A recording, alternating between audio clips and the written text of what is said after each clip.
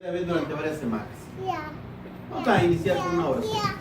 Padre Santo, muchísimas gracias por este momento en el que tú nos permites estar escuchando tu palabra. Muchas gracias por cada hermano, cada persona que está aquí, Señor. Bendiga sus corazones, ayude a que el mensaje sea algo que transforme sus vidas, desde los más pequeños hasta los más grandes en este lugar, para que tal vez los pequeños en este momento solamente puedan ir formando el hábito de reflexionar en respetar tu palabra, Señor, y los mayores podamos guiar hacia los demás también, para que te respeten y para que te alabemos y para ir siempre hacia ti. Gracias por este momento.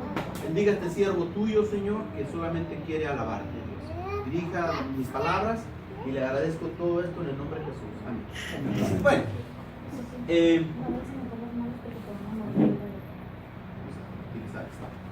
okay. Si alguien se siente incómodo, es la palabra de Dios, ni modo. Pues es la palabra de Dios. No, siente incómodo, puede hacerse un ladito, recargarse, etc. Entonces, vamos a hablar de esto. Les comentaba que hemos estado hablando del rey David desde el momento en el que Dios lo eligió y lo ungió a través de Samuel, y en esa clase se llamó que Dios no se fija en las apariencias, sino en el corazón. La siguiente clase hablamos acerca de venciendo gigantes, en donde era un joven en el que él, a través del carácter que ya estaba manifestando y que tenía el Espíritu de Dios, pues también pudo vencer estos gigantes. La siguiente clase hablábamos acerca de un espíritu que atormentaba y cómo Dios utilizó a David para que él apoyara a Saúl. Pero también, pues al final, el espíritu que atormentaba a Saúl le afectaba a David. Y en la clase de la semana pasada hablábamos de un espíritu de valientes, donde Roel nos compartió acerca de cómo pueden ser valientes como los valientes de David. Entonces, hemos visto esta trayectoria de cómo Dios utilizó la vida de David para poder enseñar al pueblo de Israel durante ese tiempo. La enseñanza de hoy no es tan favorable para David, porque pareciera que David solamente tuvo victorias, pero no. David fue una persona como tú y como yo, que también tuvo errores. Pero ¿por qué la Biblia decía que las personas deberían de buscar un corazón como el de su siervo David? Bueno, pues vamos a hablar de que aún en los errores, Dios quiere que tengamos un cierto corazón. Y vamos a hablar de eso. La primera carta de Samuel, en el primer libro de Samuel, vamos a leer, por favor, acompáñame, en el capítulo 11, del verso 1 al 5. Dice así. El tópico dice David y Betsabé. Leo la Nueva Versión Internacional. En la primavera, que era la época en que los reyes salían de campaña, David mandó a Joab con la guardia real y todo el ejército de Israel para que aniquilara a los amonitas y sitiara la ciudad de Rabá. Pero David se quedó en Jerusalén. Una tarde, al levantarse David de la cama, comenzó a pasearse por la azotea del palacio, y desde allí vio una mujer que se estaba bañando. La mujer era sumamente hermosa, por lo que David mandó que averiguaran quién era y le informaron. Se trata de Betsabé, que es hija de Elián, esposa de Urías elitita. Entonces David ordenó que la llevaran a su presencia, y cuando Betsabé llegó, él se acostó con ella, y después de eso ella volvió a su casa. Hacía poco que Betsabé se había purificado de su menstruación, y así que quedó embarazada, y se lo hizo saber a David. ¡Wow! O sea que la semana pasada hablamos de que Urías elitita era uno de los valientes de David. Mientras que Urías elitita estaba peleando, porque en el verso 1 dice que habían salido de campaña. En el tiempo en el que los reyes salen de campaña, dice, él decidió quedarse. Se decidió quedar en su casa, y pues ahora sí que de ocioso, honestamente, que decidió que todos los demás estuvieran trabajando y haciendo lo que debían de hacer, y él decidió quedarse en su casa. Es algo fuerte porque una de las cosas que tal vez has escuchado la frase que dicen que la ociosidad es la madre de todos los vicios. En realidad es cuando tu mente no está ocupada. La definición de ociosidad, es no tener un tiempo productivo. O sea, no hacer actividades productivas o desperdiciar el tiempo. Básicamente es eso. O sea que si tú tienes tiempo y no lo ocupas en algo productivo, entonces estás empezando a ser ocioso. Y dijeras, bueno, pues es que yo también ocupo tiempo para descansar. Está bien. La semana pasada, el miércoles, de hecho, hablamos de cómo ocupas tu tiempo para descansar. Y hablamos de que Jesús, aun cuando descansaba, estaba enfocado en el reino de Dios. Hablamos de cómo Jesús, cuando se sentó a descansar en el pozo, estaba muy cansado porque venía caminando y decidió que en ese momento, cuando llegó la mujer, empezó a hablar del reino de Dios. Pero él estaba descansando, si tú quieres, pero no estaba de ocioso. El punto con David es que toda su campaña, todo su ejército, incluyendo sus mejores amigos, de los valientes que estuvieron con él, él decidió, dijo, ¿sabes qué? Yo me relajo, ya soy rey, ya no importa, y yo me quedo aquí en mi casa. Y la escritura anterior decía que una tarde, al levantarse de su cama, una tarde, o sea, ni siquiera dice que en la mañana, sino en la tarde, ya me cansé, ya hasta me duele la espalda, de andar durmiendo tanto, ¿no?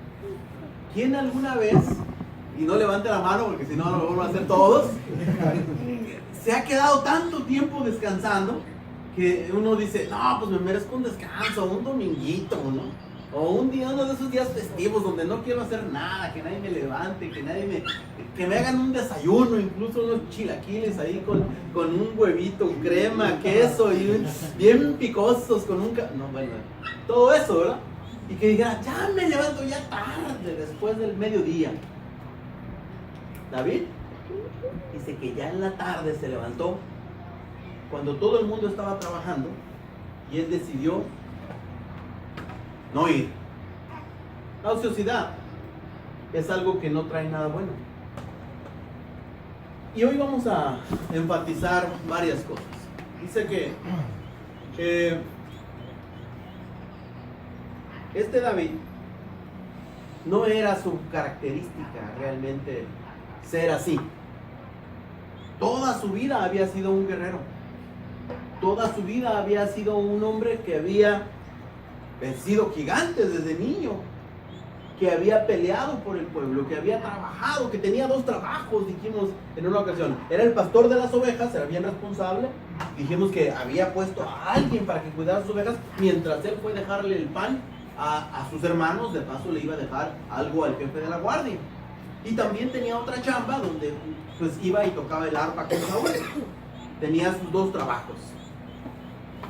Y después de ser alguien así, decide que ya está relajado, que ya le va bien, y finalmente, ahora estoy bien, ahora no pasa nada. Y entonces cuando se levanta tarde, ve a una mujer que no es su esposa, que es la esposa de uno de sus amigos, y finalmente peca. El origen del pecado, hermanos, es ese. Cuando tú creas que estás demasiado relajado, cuando tú creas que ya tu vida está como bien hecha, entonces esas cosas van a empezar a suceder. Nosotros como cristianos, muchas veces pensamos que llegamos a la iglesia y tenemos una vida llena de conflictos, pero a consecuencia de nuestras malas decisiones y de los pecados que hemos cometido.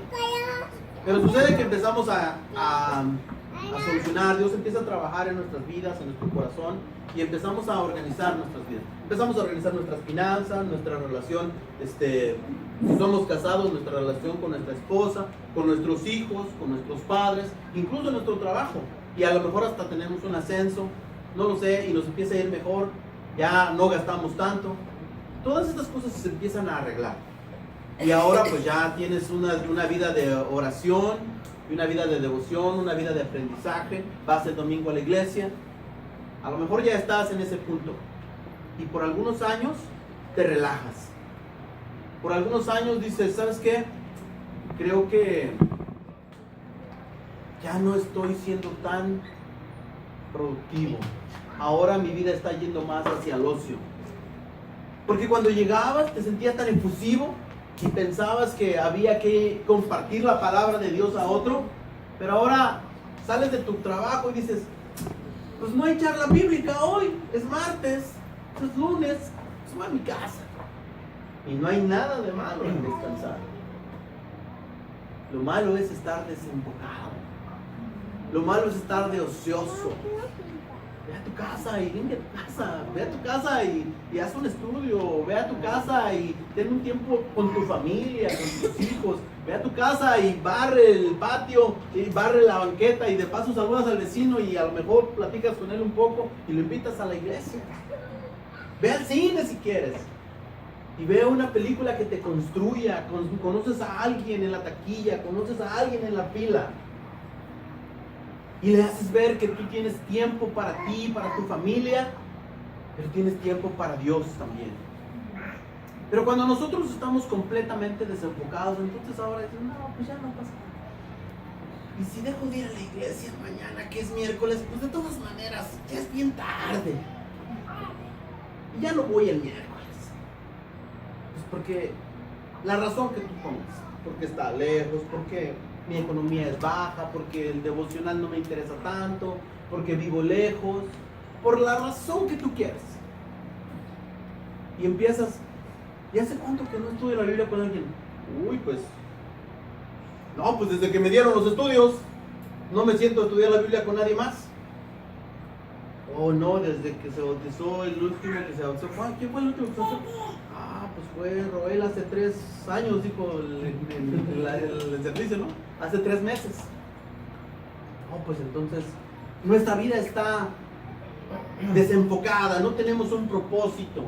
Ponte metas, y hemos hablado de eso algunas veces. ¿Y sabes qué?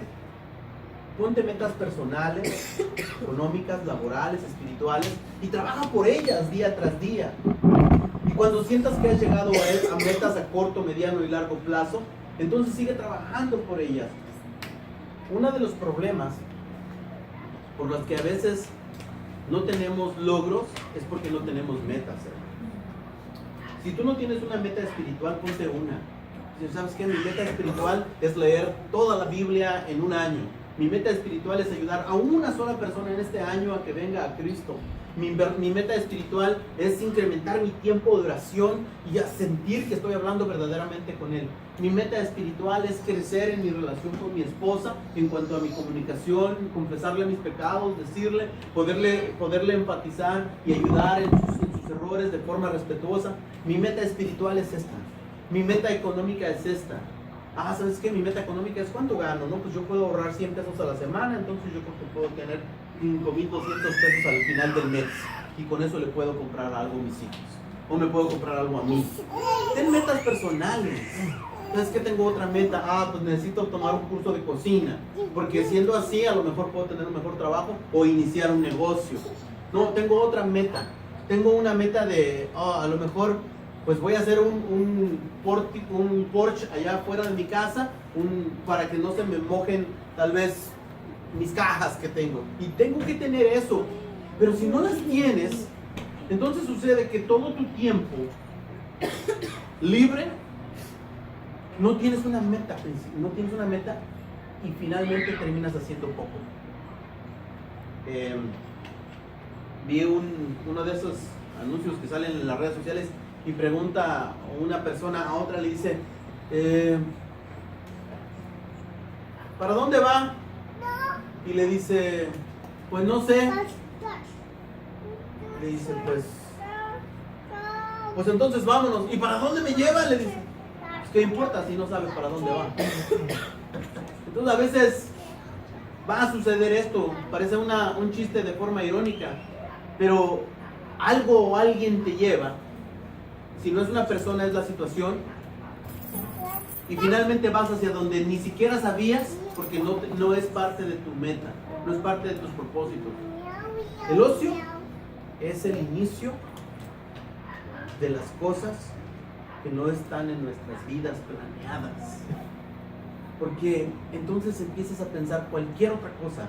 ¿Has escuchado esa frase común que dice, pues, por lo menos para no tener malos pensamientos? ¿Qué estás haciendo? Pues esto, así no tengo malos pensamientos. La mente nunca deja de trabajar. Tal vez tu cuerpo está tratando de relajarse, pero si tú no tienes un propósito, tu mente siempre está trabajando. Y nuestra naturaleza no siempre es pensar en algo productivo y en algo espiritual.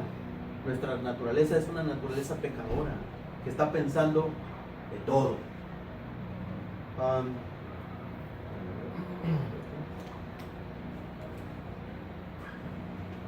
Vamos a hablar acerca de lo que sucedió después. Ahí mismo adelante, en el siguiente capítulo, capítulo 12, verso 1, después de lo que sucedió con David. Dice así en el verso 1, capítulo 12. El Señor envió a Natán para que hablara con David. Cuando se presentó ante David, él le dijo: dos hombres vivían en el pueblo. El uno era rico y el otro pobre. El rico tenía muchísimas ovejas y vacas. En cambio, el pobre no tenía más que una sola ovejita, que él mismo había comprado y criado. La ovejita creció con él y con sus hijos. Comía de su plato, bebía de su vaso y dormía en su regazo. Era para ese hombre como su propia hija. Pero sucedió que un viajero llegó de visita a casa del hombre rico, y como éste no quería matar ninguna de sus propias ovejas o vacas para darle de comer al huésped, le quitó al hombre pobre su única ovejita. Tan grande fue el enojo de David contra aquel hombre, que le respondió a Natán: tan cierto como que el Señor vive, que quien hizo esto merece la muerte. ¿Cómo pudo hacer algo tan ruin? Ahora pagará 4 veces el valor de la oveja. Entonces Natán le dijo a David: tú eres ese hombre, así dice el Señor, Dios de Israel. Yo te ungí como rey sobre Israel y te liberé del poder de Saúl. Te di el palacio de tu amo y puse sus mujeres en tus brazos. También te permití gobernar a Israel y a Judá. Por esto, si hubiera sido poco, te habría dado mucho más. ¿Por qué entonces despreciaste la palabra del Señor haciendo lo que le desagrada? Asesinaste a Urías elititas para apoderarte de su esposa y lo mataste con la espada de los amonitas. Por eso, la espada jamás se apartará de tu familia, pues me despreciaste al tomar la esposa de Urías elitita para hacerla tu mujer. Pues bien, así dice el Señor: yo haré que el desastre que mereces surja de tu propia familia, y ante tus propios ojos tomaré a tus mujeres y se las daré a otro, el cual se acostará con ellas en pleno día. Lo que tú hiciste a escondidas, yo lo haré a plena luz, a la vista de todo Israel.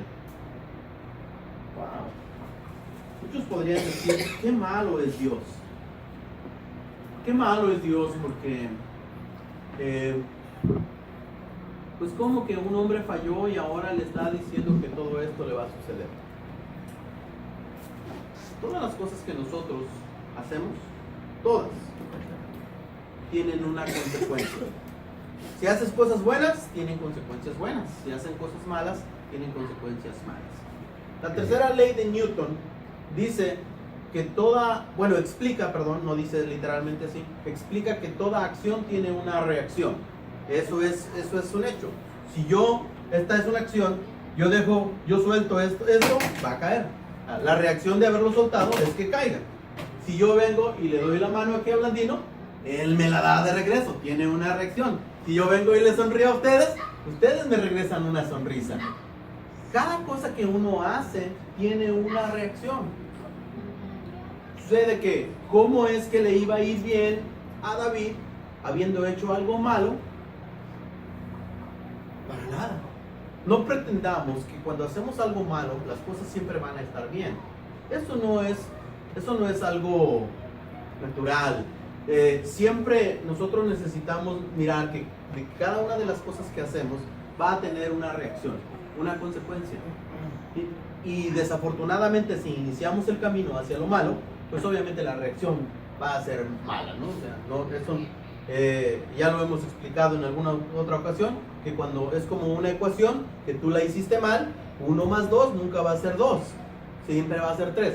1 más 2 van a ser 3. ¿Esto es lo correcto? Bueno, pues sigues por aquí. Pero si tú haces tu ecuación de forma mala, pues entonces la ecuación siempre va a ser mala. Desde el inicio, si así la hicimos. Porque ese fue nuestro inicio y ese será nuestro procedimiento. De forma chueca, torcida, mala, equivocada. Lo que sucedió con David, desafortunadamente, fue el peor mal ejemplo que él pudo haberle dado a su familia. Faltó a la integridad como persona. ¿Cómo nosotros le decimos a nuestros hijos, hey, no digas malas palabras? Y nosotros andamos maldiciendo. El hijo podrá decir, oye, pero si tú siempre andas maldiciendo. A lo mejor no nos lo dice, pero nosotros le estamos transmitiendo el mensaje de que eso es incorrecto, pero lo puede hacer. Sí es malo mentir, pero pues puedes mentir. ¿Por qué? Porque yo miento. Sí puedes decir malas palabras, es malo, pero pues ni modo, se pueden decir. El mensaje que nosotros transmitimos a veces no es verbal, es simplemente con nuestras acciones. O sea, tú le dices a tu familia, dices, beber alcohol es malo, eso no lo hagan, pero yo bebo alcohol. Entonces el mensaje que yo le transmito a ellos de ingerir drogas, pues dice, sí es malo, y él lo entiende. Pero como nosotros lo hacemos, pues entonces todo el mundo lo va a hacer. Y si no lo hace a escondidas, pues ahí lo va a hacer tal vez justificando, diciendo, bueno, pues ustedes también lo hacen, ¿no? Pues, de ese tipo de cosas. Lo que le sucedió a David después de eso, en realidad sí sucedió que tuvo muchos problemas con su familia.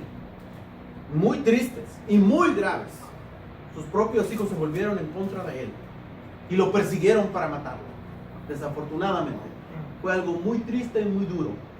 Fue algo muy de las cuestiones morales alrededor de las relaciones parecidas a las que tú, sucedieron cosas peores que esas. Fue algo muy duro. Y tú dices, pero ¿por qué me va mal? Pregúntate en algunas de las cosas que tú piensas ahora que no están bien acomodadas, que digas, tengo algunos ejemplos aquí. Por ejemplo, a veces nosotros pensamos, ¿por qué no tengo un mejor trabajo? Y ya eres un adulto, ¿no? Y yo te pregunto a ti, pues ¿hasta qué año terminaste de estudiar? ¿O qué es tu especialidad? ¿En qué te especializaste para tener un buen trabajo? Dices, no, pues es que la verdad dejé la escuela cuando estaba por tal razón, porque no tenía dinero, porque no me gustaba, porque no le entendía, porque me enamoré de alguien, porque me casé, por esto, por lo otro. Y finalmente, pues ahora, pues tengo un trabajo que me permite apenas ir raspando los gastos, ¿no? Y dices, ok. Pero es a consecuencia de una decisión que tomaste hace un tiempo, de dejar los estudios. Y dices, ok, a veces nosotros decidimos desobedecer. Empecemos por nuestros padres. Y entonces cuando llegas, pues tus papás, si son de la vieja escuela, que te hacen la operación chancleta, te agarran una chancla y órale, no papá, pero ¿por qué me estás castigando? Si son de la vieja escuela, ¿no? Y si no, por lo menos te dan una llamada de atención, un regaño, te restringen en cosas. Y dices, ¿pero por qué? Bueno, pues porque desobedeciste. Eso tiene una consecuencia. Entonces tiene que ver con esas cosas. A veces nos preguntamos, ¿por qué razón? Pero ¿por qué razón? Yo tengo una relación tan mala con mi esposo o una relación tan mala con mi esposa. Bueno, pues porque cuando iniciaron no formaron una relación de amistad profunda, solamente nos enfocamos en qué tan guapo o qué tan guapa era y empezamos a tener pues esa relación física en la cual pues nos olvidamos de lo profundo, porque eso algún día se iba a acabar. En algún día pues el hombre se pone más robusto, la mujer también, tienen hijos, etc. Y la costumbre hace que esas cosas acerca de la atracción empiecen a cambiar. Y dices, bueno, pero ¿por qué tengo una mala relación? ¿Y cuándo construiste una amistad? Es una decisión que tomaste. Ahora estás en esa situación. Cada cosa que hacemos necesitamos entender y afrontar las consecuencias de eso cuando nosotros tomamos decisiones malas. El que está en la cárcel porque robó, porque cometió algún delito. Perdón, no solamente específicamente. O incluso porque lo culparon, pero es la consecuencia de algo. O alguien que le quiso hacer algún daño, ¿no? Y tenía yo el ejemplo de, a veces nosotros tenemos una mala salud. Yo tengo un problema de hipertensión. La hipertensión, para los que están familiarizados con eso, es la alta presión arterial. O sea que el corazón está trabajando mucho más rápido por diferentes razones. Porque el sodio, hay exceso de sodio dentro de la sangre, ¿no? Dentro del porcentaje que debe de haber en la sangre. Y esto hace que muchas cosas sean mucho más, el corazón tenga que ser bombeado más, que bombee más la sangre, perdón. Pero va afectando otras cosas, como la vista, y va afectando algunos otros órganos, porque la sangre en ese estado está contaminando otras cosas. Pero digo yo ahora, wow, pues qué mal, tengo ese problema, ¿no? Y ahora tengo que andar pues tomando mi pastillita de la presión todas las mañanas, saliendo a caminar, buscando no comer tanta sal en mi comida,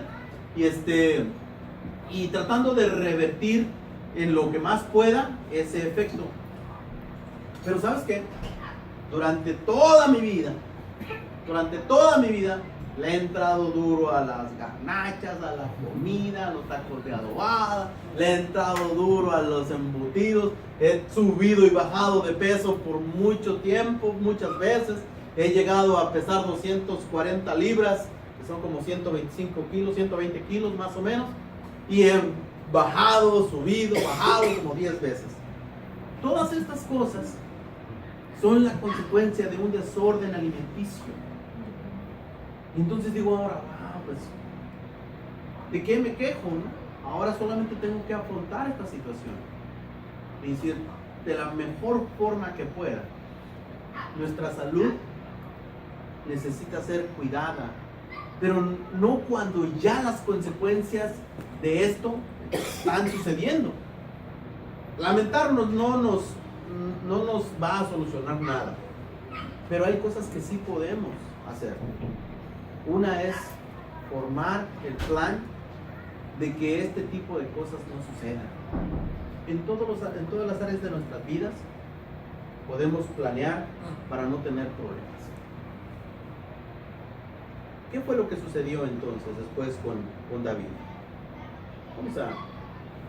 Acompáñame por favor a la segunda carta de Samuel, verso 18 al 23. Dice así.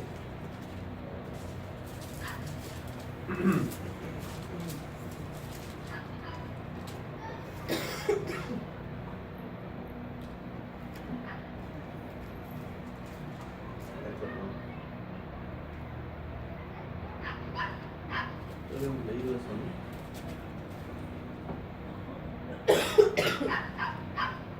Perdón, eso es lo que hablamos en el verso pasado, ¿cierto? ¿No lo habíamos leído? No. Ok.